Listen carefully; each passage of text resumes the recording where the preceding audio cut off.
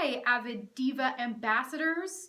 If you are viewing this video, it means that you are thinking about doing a Royal Conservatory of Music voice exam, which means that you get to select some of your songs.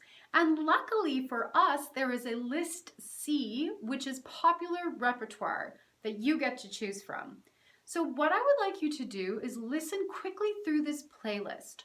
Go with your gut. You'll know within the first 30 seconds to 1 minute if you're interested in learning more about that song. Write it down, rank your choices. Then I would also encourage you to look into the song. Is it from a show? If it is from a show, who sings this song?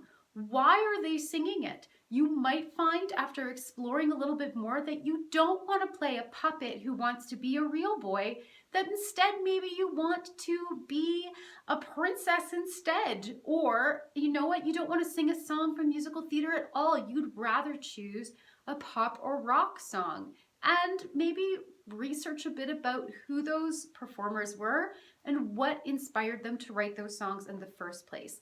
These are all things that will help you choose a piece that you can sing to your best ability.